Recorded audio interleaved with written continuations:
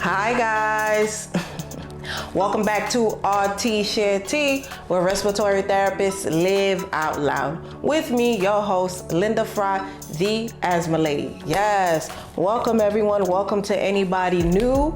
I just wanted to say I hope you're having an amazing summer so far. We have so much more to come, but I want to quickly go into today's topic, and this is just to piggyback off my last episode, which was coming from the Texas Society for Respiratory Care Asthma Education Workshop. So participants did ask some questions, and that's where I'm getting the content from of what to go over in the podcast. So today's episode, we want to go over asthma medication delivery devices, specifically DPIs, dry powder inhalers, right? And why there might be some confusion. There is two devices that tend to trip up patients. So those are the ones I'm going to review today. There's a bunch of them, and I don't have a lot of time per episode, so I can break it up per episode. But today we're gonna go over DPIs. Okay, so yes. All right, so imagine this scenario for your patient. So imagine the insurance covers, they have been on something as a DPI, which is Advair, for a while. And then all of a sudden, the insurance says, we don't cover that anymore, and we're going to have to give you something else, right? You're gonna need a substitute. And now we cover Wixella. So for those of you, I'm just using the brand names because they just roll off the tip of my tongue. I'm not getting paid by any of these medications, mentioning if they're good, they're bad, or whatever. I'm just using them as an example to show you the two devices. Okay, so boom. So we have our Advair and we have Wixella. So these two medications are often confusing for patients because they are two different devices. So I'm going to show you right now. So we have the discus right here, right? All right, discus.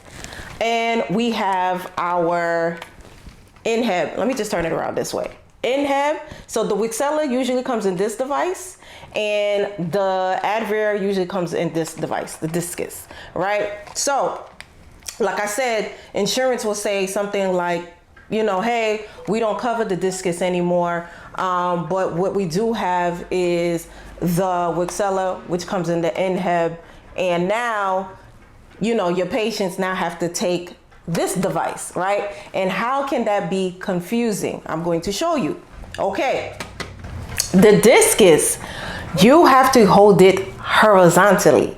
All right, so I usually tell my patients to hold it like a burger or a sandwich, right? And so when they cock it back, they have to listen for all the clicks, breathe out, right? Exhale, all the way to empty out the lungs, and then take a fast and deep inhale. All right, so that is the technique for the discus. Now, the inhib, right, which is sometimes substituted for the discus, to show you why it's confusing. This is held vertically. So, right, vertically. I was going to say like a whistle, but then, I don't want you to use that example because then somebody will blow into the device, which we don't want. Don't blow. It's an inhale, a fast and deep inhale, not a blow into. Okay. So as you can see, all right, the inhib, right? So it's vertical, and then same thing, it's charged, except this one is usually yellow, and then same thing. Oops, oh, sorry, they gotta do the exhale, deep, right? Exhale, the lungs, and then do the fast and deep inhalation, right? So very similar as the discus as far as the technique of receiving the medication, but it's the way you hold it, right? Okay, So I always, I'm trying to show you these two devices. So vertically, oh no, I'm messing myself up. Horizontally for the discus, and for the inhib, vertically. All right, guys, so understand why this can be confusing for patients. So my tip, every interaction with the patient, every time you see them, review the inhaler technique. All right, so ask them, hey, Miss Jackson, can you show me your inhaler technique? Now, some patients, they will get annoyed because they may feel like they know how to take these devices. They had them for years, but it is always best to see the inhaler technique. It does not matter. Patients can become very creative with their inhaler technique style. So you check it upon every visit, every interaction. And you can say something like this, Miss Jackson, can you please just show me your inhaler technique again? I know you know how to do it. It's just that, it's just part of the job. I have to write down, that I saw it. Right? So just make it seem like they're doing you a favor, right? Yeah, it's about a partnership. We're building rapport. And so when you see Miss Jackson, and if she is doing it incorrectly, you don't have to tell them that they're doing it wrong. You just say, oh, okay, thank you so much for showing me that your inhaler technique. Let me just show you a way where you can get maybe most of the medication, more of the medication, because you were saying that it didn't work. So let's try this way and then see how that works out for you. So you understand? So then the next time they come, you can review, hey, how did it go with your Advair, your discus? Or how did it go with your Wixella, your inhib? All right, guys, so that's just kind of some of the techniques to walk somebody through if they're going from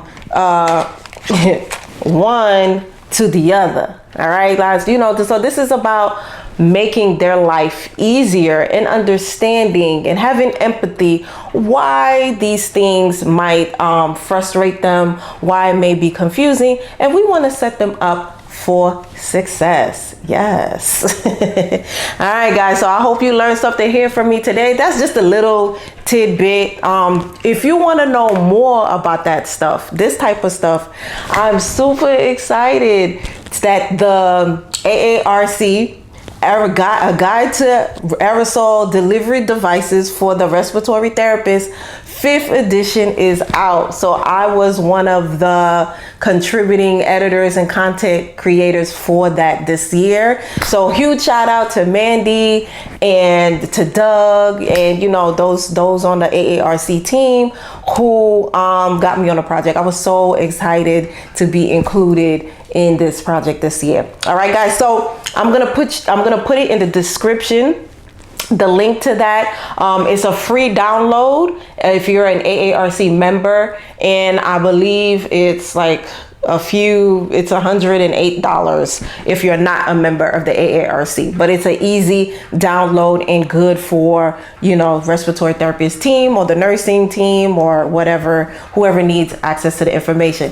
Guys, remember that we are also moving on to the Patreon space. I'm going to have some content moving over there. If you want to support Rts Share Tea, please sign up for the waiting list. So like I said, we're gonna have some stuff coming up over there. We also have lined up more guest co-hosts. Very excited about that. And we're just gonna have a good summer. So yeah, I'm just gonna be dropping content. Y'all know I'm always doing something. So I appreciate you guys and know that we are growing together.